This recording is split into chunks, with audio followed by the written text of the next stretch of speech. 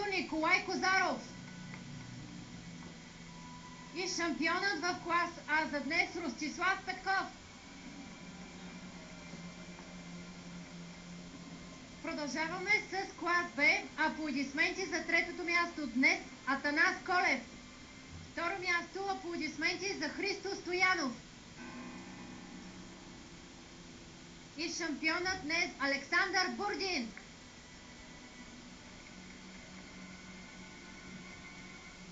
Клас С. Трето място днес Иван Тодоров. Второ място клас С Емил Саралиев. И шампионът отново Виктор Боев.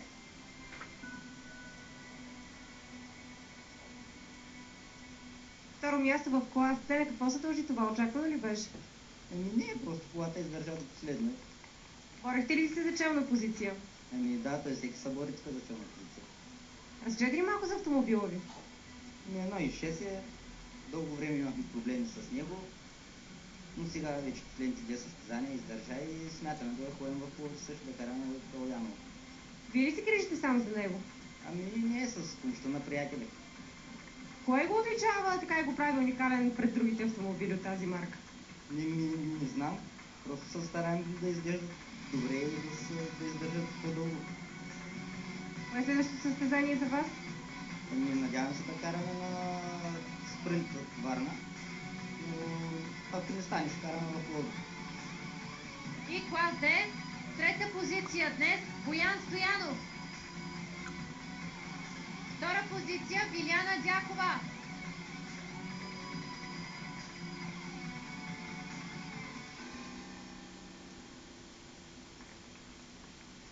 И шампионът в клас Д в пети последен кръг Виктор Боев.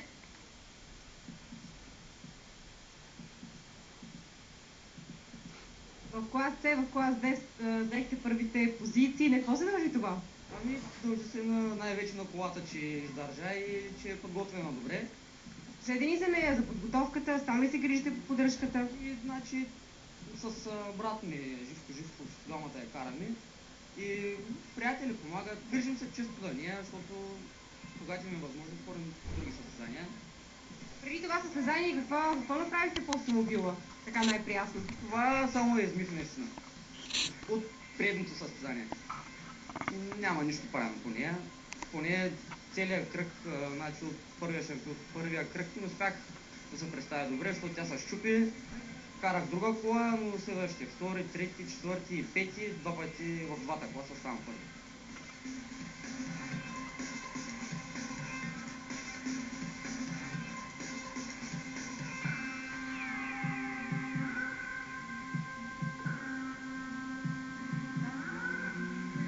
Значи това е Галин Петров с BMW E30, 2.8 двигател, 450 конски сили.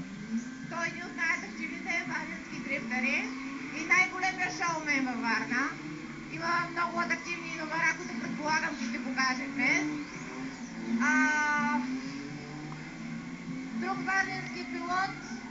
Не, ето Добрич от Варна, Стефан Стефанов и Красимир Стефанов с BMW E30 2.8 турбо и Toyota Supra 580 конски сили, 2JZ двигател.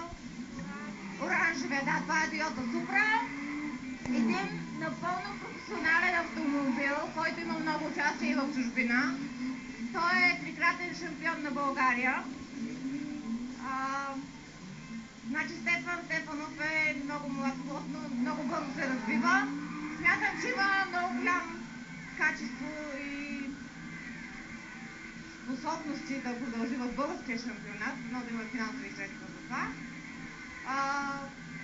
Значи в момента аз наблюдавам едно BMW 30 черно с бяло. Това е Божидар Василев от Плевен. Много луд бих казала. В България също така има български шампионат, супер дрифт серии. Съвсем скоро се очаква и първия кръг, който е на Сапарева баня.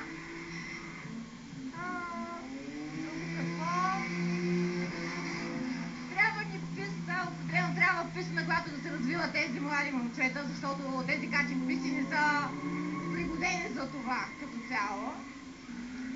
за дрифта най-важно е да има много голяма скорост, голям мъдъл и колкото се може повече пушек, все пак това е атракция. Целта е да се кара в тандем и двете коли са максимално близо една до друга. Ето БМВ-то и Супрота отново се задават. Не е ли красиво?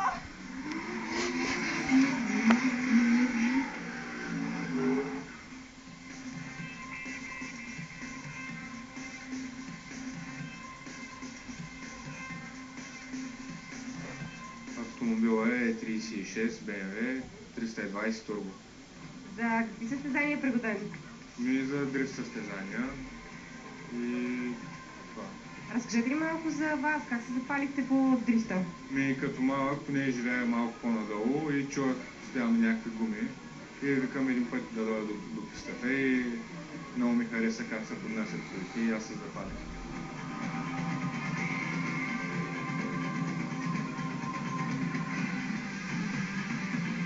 Само с дрифтове се занимавам.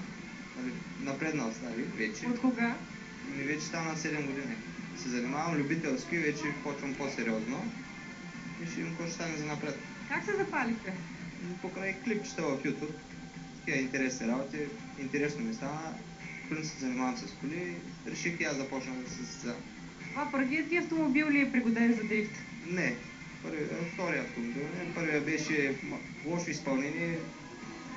С този сега в момента съм много добре. Кажете ни за него.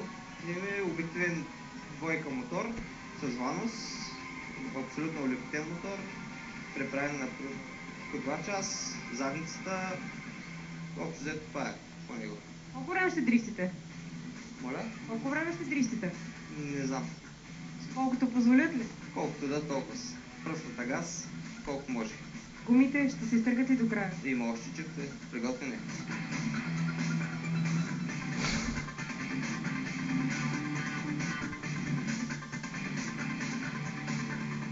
Това е всичко от предаването Моето хоби и пети кръг от италианското преследване.